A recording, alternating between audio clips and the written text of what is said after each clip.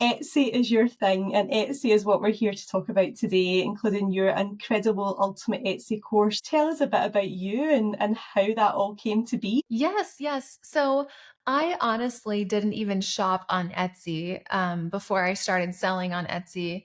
And I still didn't even until a few years in after selling. It's not like Etsy was something that I had been thinking about for a long time. But I grew up in a family of entrepreneurs, and that was not a foreign thing to me running a business. I loved the idea of doing that someday. But I was thinking maybe when I'm like 40. And I ended up getting into it much sooner. I climbed the corporate ladder. I was working in some work for some big retailers doing buying, so buying the product that you would see in different e-commerce sites. And but then I married someone in the military. And you move a lot in the military here. He was in the Navy, and you move a lot. So your career, you can't like keep climbing that corporate ladder. So I was doing all Yeah. these side hustles, dog walking, house sitting, and Etsy was one of those side hustles. I had a picture of something from my wedding that I made. It was a floral letter, J for my last name. I put it on Etsy, one picture, and then I forgot about it. 2 months later, it sold. And I was like, oh, wow. Now I have to like make one for someone else. And then I thought, wait, what if I apply everything I knew from corporate e-commerce to Etsy? And and I did that. And within 8 weeks, we're making over 10,000 a month consistently, made over Wow. $1 million in profit, uh, was able to invest in a lot of real estate with that cash flow and expanded onto Shopify and Amazon. And it really changed our lives. Wow, that just like I can feel just an excitement inside me, like how incredible that story is. Because we all, myself included, everyone listening, we're business owners. We know that when something clicks, like, wow, how good is it? How good? And you thought, oh, I might be onto something here. And of course, you say the signs of it, it started to grow really quickly once you really started to put your knowledge behind it. So at what point then did you think, okay, this is no longer just another job like dog walking or house sitting? This isn't a side hustle anymore. This is for real? Yeah. So it was December of 2006, let's see, 16. Yeah, 2016 of December when I found out, it was right before Christmas, I found out I was pregnant with my first son. Oh, And that, wow. yeah, and that same week, I had been interviewing for corporate jobs to try to get a corporate job again. It had been like 10 months. I finally got the job offer I was dreaming of. So Mm. I got this amazing job offer. It was making like 110,000 a year. And then I found out I was pregnant, and I have this Etsy shop now making 10,000 a month. And I really had to make a decision. And I was only, let's see, 26 years old. And I had to decide, do I stick with the corporate route, or do I, because I kind of felt like if I left, I probably wasn't going to go back, you know? Mm. Or do I bet on myself and this business and really try to take it to something long term? In finding out I was pregnant, that was the pivotal moment, thinking I Yeah. don't really want to have a newborn, put them in daycare. I just didn't want that. So I went all in at that point. Yeah, wow. And yeah, you're not alone. A lot of listeners will be mothers as well, parents as well. And then I know that I wanted to be self-employed long before I ever had kids. So I've got 5-year-old twins now. But I've Yeah. been self-employed for like 11 years, and it was always in my mind thinking I wanted to do the drop-offs and the pickups and never have to ask anyone's permission if I needed to take them to an appointment or something. Um, so yeah, I think particularly for the females that I speak to, motherhood does seem to change our minds around careers, doesn't it? Yeah, and it motivates you. It gives you a bigger reason why. And so for me, starting a business and going all in on your own business is scary. But when you have Mhm. something bigger than you, like your children driving you, and a bigger reason and purpose behind it, I feel like it just fuels that grit and relentlessness. Yeah. Yeah, absolutely. So that was the moment then you decided to go all in. And was it purely with the floral letters at that point? Was that the main product? Yeah, so the only product at that time was the floral letters, and then we had baby mobiles. They're like I feel like we might call them something different in the US, mobiles, or they hang from the ceiling and they Yeah. spin. Yeah, Yep. Yep. We call them that as well. Yep. you do. Okay, Mobiles. Yep. okay. Yep. Yeah. So those and people would buy them as a set to match and got started with that and then started adding big flower walls and adding different like floral decor and did wedding decor. Uh, got into even some apparel for moms that, like these trendy sweatshirts that would say mama on them with these cool patches. Mm. So really started expanding the product mix and building the product mix around this customer. And the customer, it was mostly brides and moms. Now, the moms I was selling to, very different from myself. The customer, like, not at all like me. It was typically girl moms. So uh, I didn't have really anything in my shop for boy moms. So it was mostly girl moms. I didn't even have girls. I had two boys. And these moms would spend, $1,000 on their crib bedding. And like Yep. so different from me. I'm much more frugal than that. And I just sold to this customer who would spend a ton of money on their kids and on their decor, and it was very lucrative. And I kept serving that customer in Yeah. different areas of her life, and in the lifetime value of the customer just kept climbing and climbing. So I would have one customer, they'd come in once, and then they'd spend over the course of 3 to 5 years, they'd be spending thousands of dollars with us. Nice. Now Yeah. that's so interesting because you started with the floral letters, which was something from your own wedding. So your Mhm. ideal client at that point then was brides, as you say.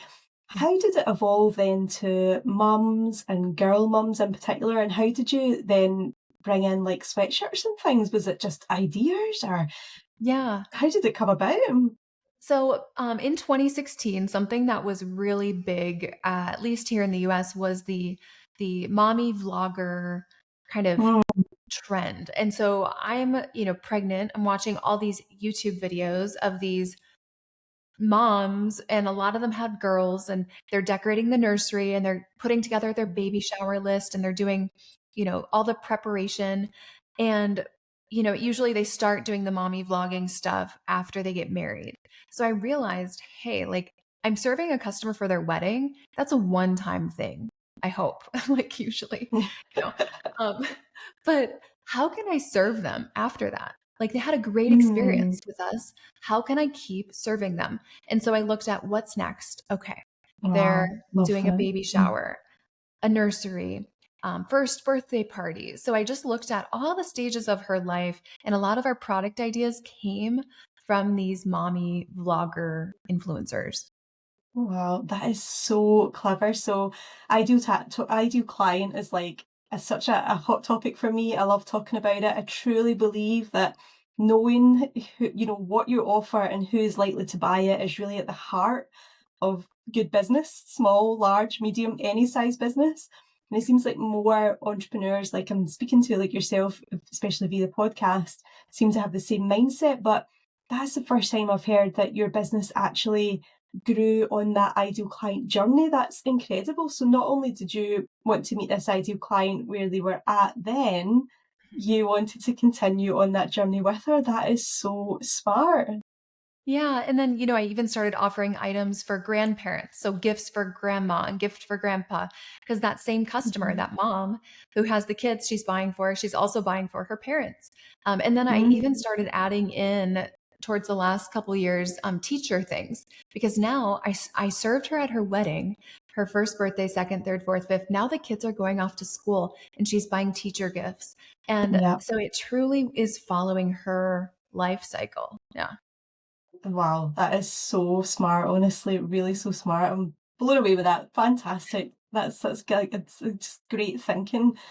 And so yeah, I mean, honestly, I could just talk about ideal client all day, but we'll move on slightly from that. So, if a lot of small businesses I know are still working in a corporate position, for example, they're still working 9 to 5, and they're building the side hustle.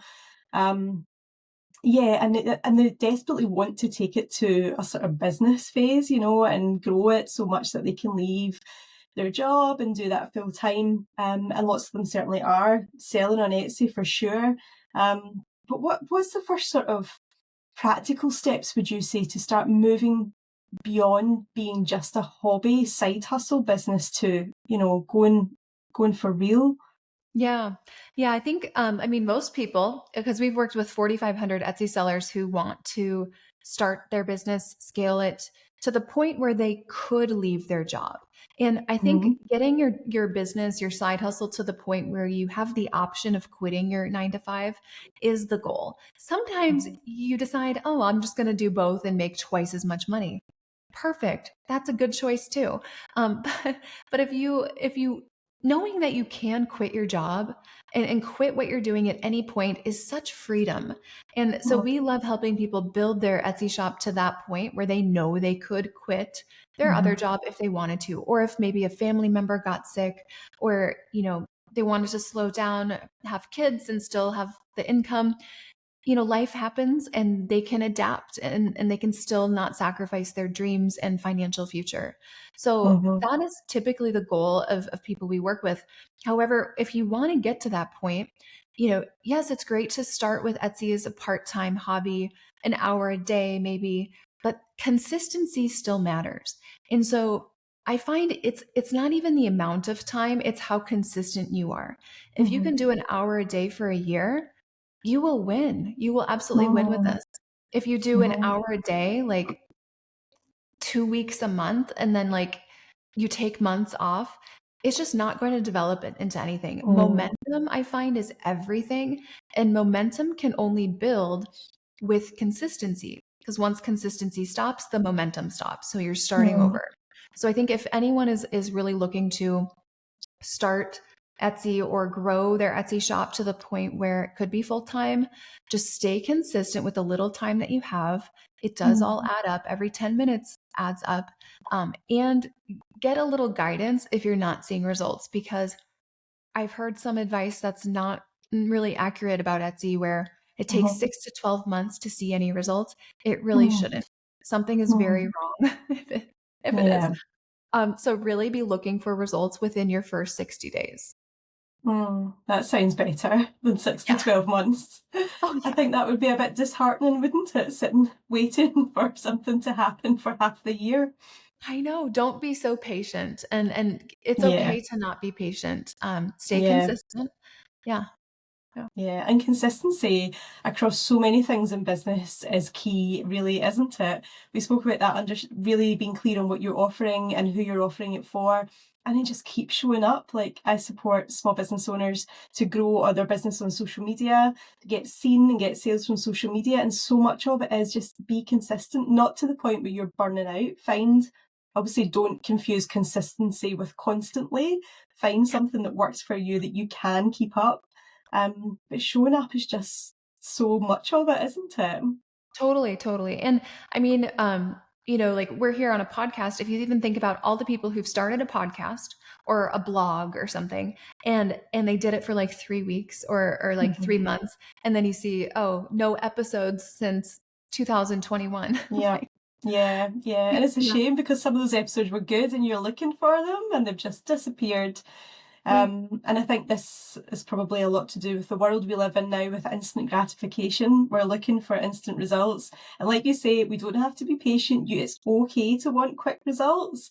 Mhm. But some things do take time, as in, you have to at least let it get off the ground.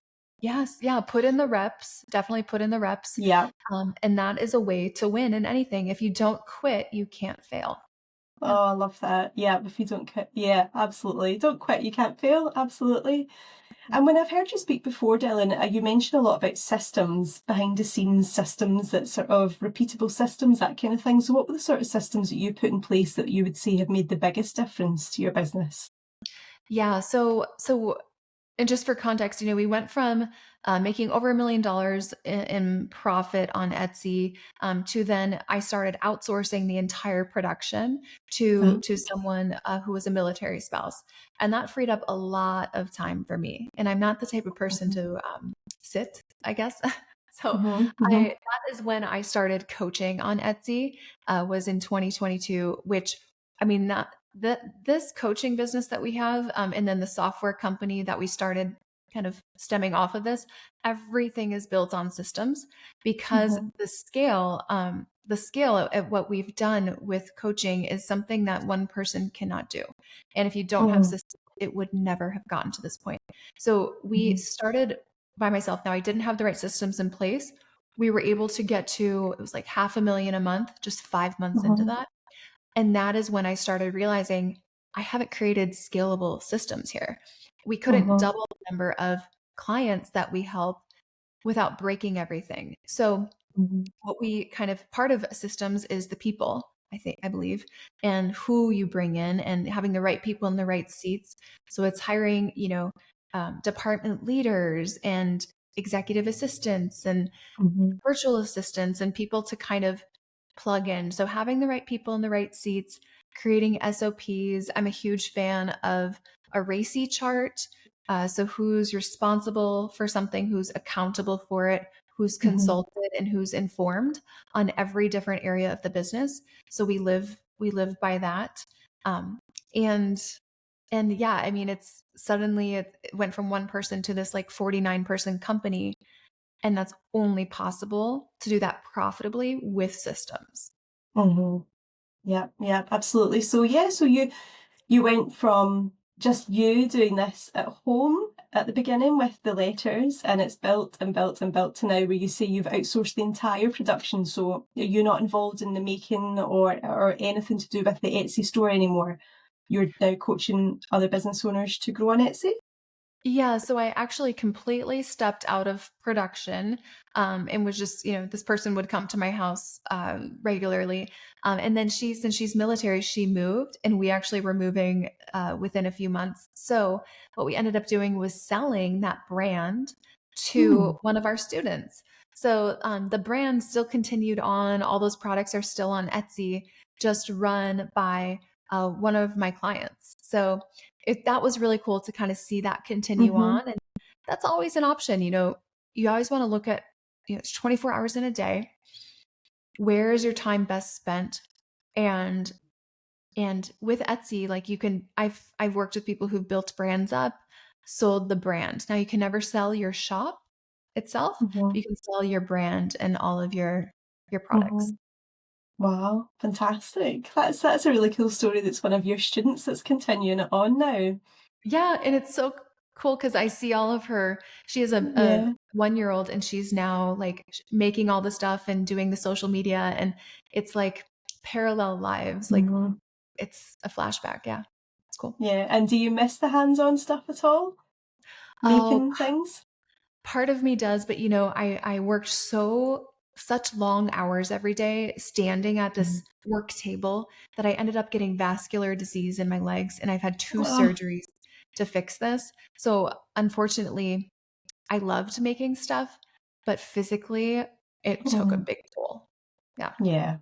I get that. I used to be a florist as well. My first business was in floristry, wedding floristry, and no one knows, and if they're not involved in it, the actual manual labour, like Yeah. lifting heavy buckets of water and cleaning all those buckets and big boxes of flowers coming in wholesale and cutting every stem, standing at the workbench. It's really quite physically intense. I can imagine Right. that crafting, making things would be the same on a big scale, certainly, yeah. Totally. And with florals, because I mean, yours were real, mine were fake, but either way, you can't really sit like at a low table and do it. Yeah. It Yeah, you doesn't. need yeah, the movement, you need space, don't you? Yeah. Yeah. Yeah, yeah, totally. So yeah, big shout to all the florists out there, whether you're working with artificial or fresh product, it's hard going. We see you. We know. We know. Now, of course, you have got a lot going on, Dylan. You're busy and you've got two boys now, yeah, is that right? Yeah. Yeah. Yeah. And we spoke there about momentum and keeping that up and whatnot, but of course, every day is not like that. And there's days where we feel a bit off or discouraged or things might be slow. And so, how do you keep going on those sorts of days? Yeah, and to be honest, today was one of those days for me. I woke up and I just in the shower, I was thinking, okay, I just have to get because I shower in the morning and at night. Not Yep. like everyone needed to know that, but um Is this part of your like wake up and wind down routine? Yes, yeah, totally. Yeah. So I was, like, showering in the morning and I was thinking, "Okay, I just have to make it to my shower tonight. I just have to make it to my shower tonight." Yeah. And because I have a really, like, complex day ahead and a lot of Mm. challenges, and then I met with our tax person this morning, and I just Ew. literally an hour ago, I broke down crying because Oh, yeah, no. so even like successful people who seem like they have it all, who seem like they have it all together, you know, it's we all feel the same things.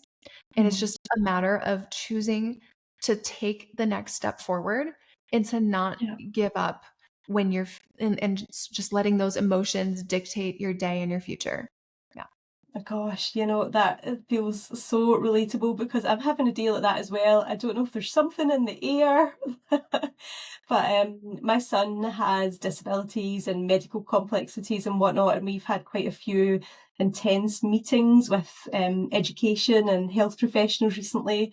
One was yesterday and it was 2 hours long and it was going through a lot of trauma and, it was a few hard truths and it was just a really heavy afternoon. And this morning when I woke up as well, I was very much about taking, let's get out of bed, let's get our teeth brushed, let's get washed.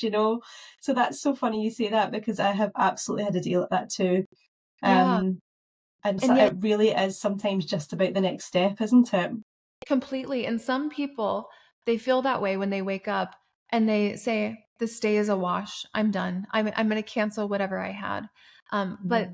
what makes successful people successful is realizing that everyone feels that same thing at some point. But the people who are successful and who achieve things and accomplish things and get to their goals, they don't let that stop them. And they Yeah. just like, it's almost like you're a robot. Like, I'm just going to force my body to brush my teeth.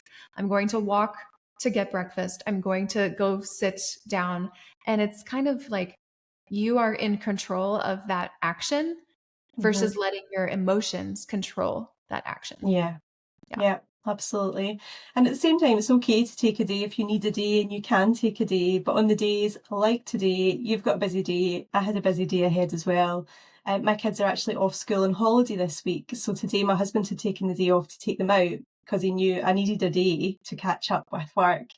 Um, and it's like, well, what's the other option there? I don't, I cancel this podcast episode. That's not good. Not good for you, not good for me. And then the episode wouldn't go out in a couple of weeks' time. And we spoke about that consistency and showing up, and that's not good. There's lots of listeners who enjoy tuning in every week. Yet I feel like I'd be letting them down. And plus, it's something I enjoy. I've never come off a podcast episode and felt any worse. Like I'm always uplifted, speaking to someone new and hearing new stories.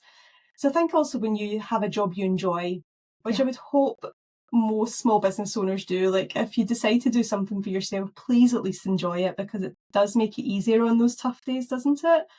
Totally, totally. And also, when you become better at something and you become more successful, you do tend to enjoy it more. So Hmm. maybe like the first time when it's new and different and you're in like your first podcast episode or something, you feel like, Yeah, oh, like I don't know, can I really do this? That didn't feel like that smooth. But then as you get better, you start to enjoy it more because it's more yeah, familiar and it gets easier. So yeah, yeah, just enjoying what you're doing is important, and it's always yeah. okay to make changes to what you're doing if you no longer enjoy something. Oh It's gosh, yeah, okay. yeah. Yeah. Absolutely. The queen of the pivot here. I've had more than one career pivot. But I fully endorse the pivot. Like if you're not happy, change it up. Life is too short. Completely agree with that. Hmm, for sure. Now, let's talk financial numbers. You've surpassed six figures now, which is incredible. You've had incredible success with your business. So huge, well done there. But talk to us about that first six figures.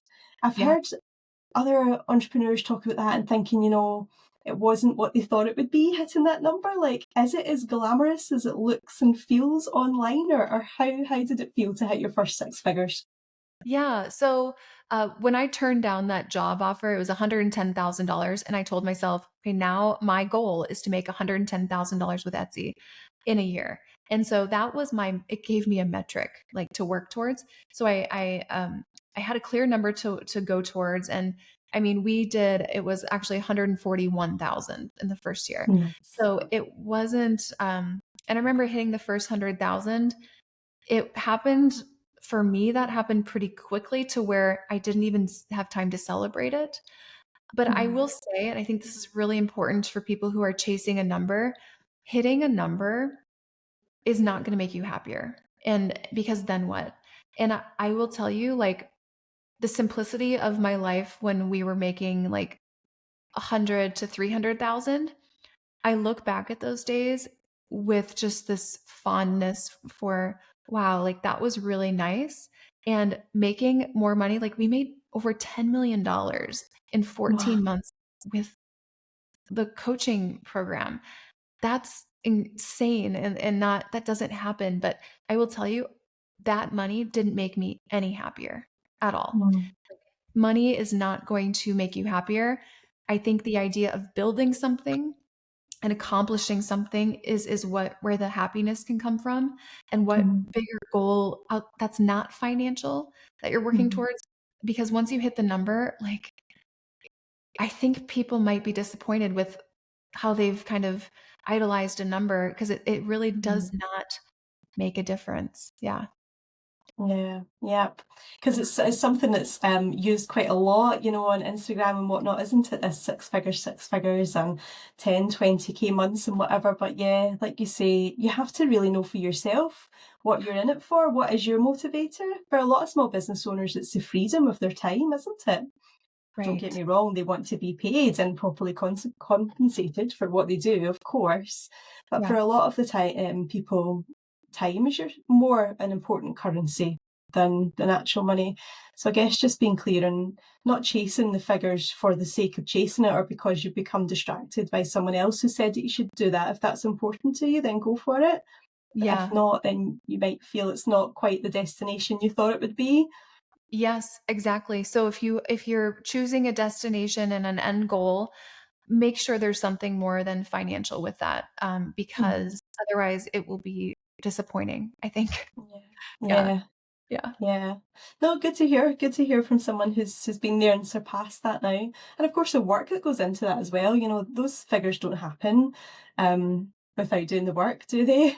Right, right. And it's almost, I encourage you, if you're like thinking, okay, how do I like, what am I working towards? How do I set some goals for myself and this business I'm starting, or I'm already have started? Have some shorter goals. Like every month, it's funny. I have this notebook here, and I have this list of okay, what am I gonna do this month, and what am I gonna accomplish, or what piece of the puzzle am I gonna create this month? And it's Mhm. not financial. But at the end of the month, I check everything off, and I feel like, wow, like I was able to figure all of that out, and it wasn't financial, and that is a better feeling than hitting a certain Mhm. goal. Yeah. Yeah, absolutely. And I love that you're still a pen and paper kind of gal, even though you've got so much going on. Same. Right. Electronic systems have got their place and whatnot, but you cannot beat a good notepad and pen. And I will Yeah. die on that hill. Now, of course, Dylan, you have two boys now. So you mentioned your first pregnancy at the start. You've got two boys now. What age are they? 4 and 8. Okay, okay. So that's busy times. So can we get into motherhood for a minute? Is it not wild? Yes. Oh my And goodness. how do you manage your ambition with alongside motherhood without burning out? Yeah. Well, I texted my husband this morning. I feel like I'm failing as a mom. So Oh, if that is you have had a rough morning. I know. Well, what sparked everything was my kids wear uniforms at school, and there wasn't any. They're at a new school, so we didn't. It's the start of the year, so we didn't buy like a bunch of uniforms. They have like 4 days worth, and I hadn't had time to do any laundry. Normally, I have a Same. house manager, but we moved here, and I haven't found anyone yet. So Oh, I'm trying to do that all myself, and they had no clean clothes. oh, So I'm like rapidly trying to do a quick wash cycle on the machine, and I just felt like such a failure. My kids don't have oh. like clean clothes. And Oh, Dylan, but it's not that they don't have clothes or they don't have clean clothes. Life has just got busy and you've not managed to catch up on the washing, which we would yeah, call the laundry. You are not alone. I need to tell you that right now. I don't know how many times I have had to quick wash and dry school uniforms at like 7:30 in the morning before they start school at 9. Or I've Yeah. been ironing as they're having their breakfast, like frantically ironing shirts. You're Yeah. not alone, and it does not mean you're failing as a mum. I Thank you. promise. I needed to hear that. Yeah. But that set me off like, wow, I'm really dropping the Yeah. ball, you know? And so there's no perfect balancing things. People who think Mm, I'm gonna have this like perfect work-life balance working for yourself, it takes so much more discipline to be able to turn things off and to mm, create the boundaries in the day and to prioritize work versus mhm. family versus, the laundry. So it's working, clocking in and clocking out for your employer. Sometimes that's easier because these are the Yeah. boundaries. They set them for me. Yeah, and it is, if anything, probably the only thing I miss about employment is that Mm. you left when you left and arrived when you arrived, you know. Like I say, the kids are on holiday this week and I've been able to take the odd day here and there and enjoy it, but ultimately there's stuff I do every week that still needs done by me, you know, so I do have to check in at some point, and it's fine because I enjoy my work, but you know, every now and again I think, gosh, it must be nice to just put in for a week's holiday and you know there's no work that week. Like, however, working for yourself beats it anytime. It still beats it. And so you mentioned like boundaries and whatnot there. Is there any sort of things that you live by? Do you have any boundaries for that whole work family life? Yeah, so I think one thing is I learned when I started this coaching business, I just went full blown around the clock, and I ended up getting pneumonia, Oh which gosh. it was like walking pneumonia. So I think I'd had it for a little bit, but it's dangerous. So and it was sleep, and your immune system goes down if you're not getting enough sleep. So Oh, I realized like sleep is a boundary I have to protect, and every day will be better if I had a good night of mm, sleep. So sleep is yeah. something like cannot sacrifice that anymore. And then the best part of my week is my kids' soccer games, and like nothing beats watching them play soccer. Do you know Hmm. about football? Do you know soccer? Football? Yep. Yep. Yeah, yeah. So love watching that every Saturday. So I'm blocking all that time and fully present. Don't look at my phone during Hmm. those games. So yeah, there's definitely boundaries, but I'll be the first to say I need more boundaries. Same. Same. We have a lot in common, Dylan, and I know fine well people listening will have the same thoughts. So honestly, again, you're not alone. You're not alone.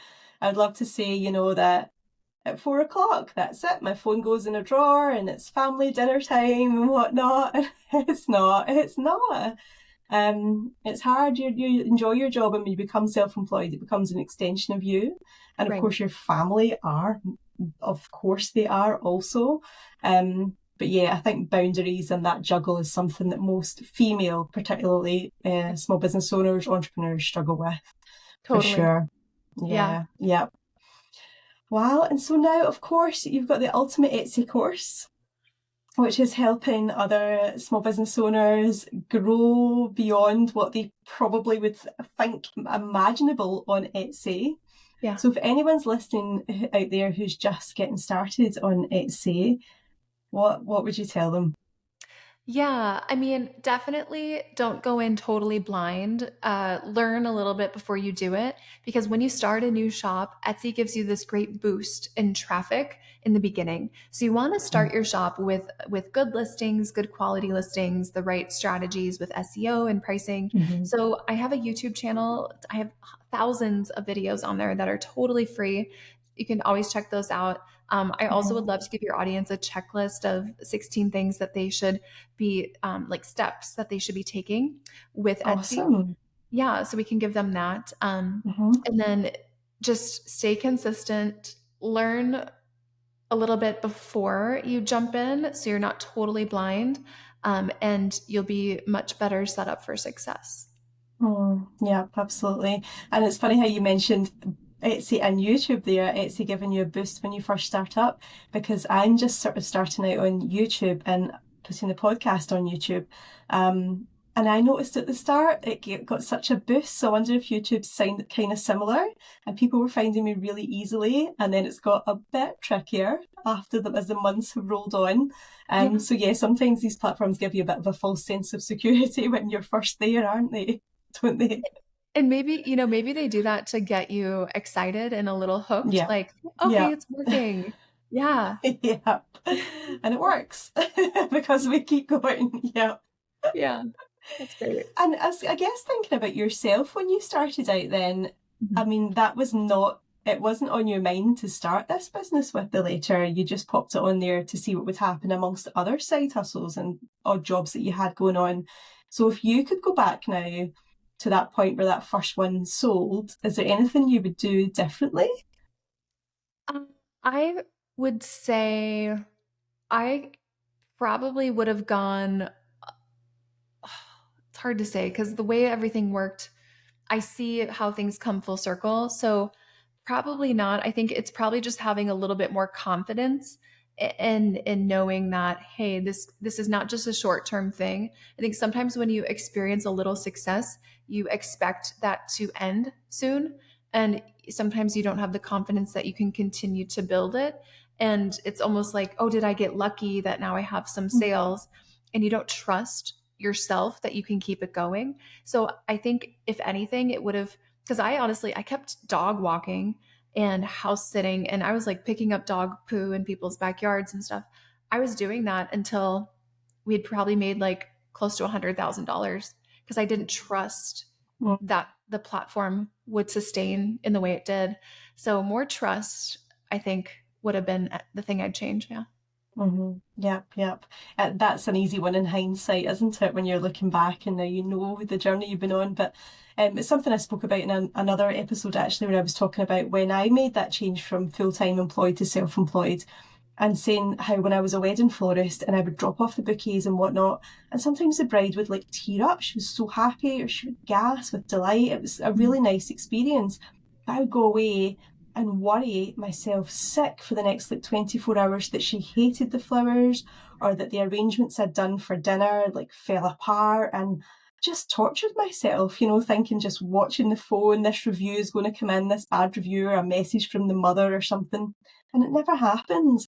So just trust, if you've done a good job or something's going well, try and enjoy it. Yeah.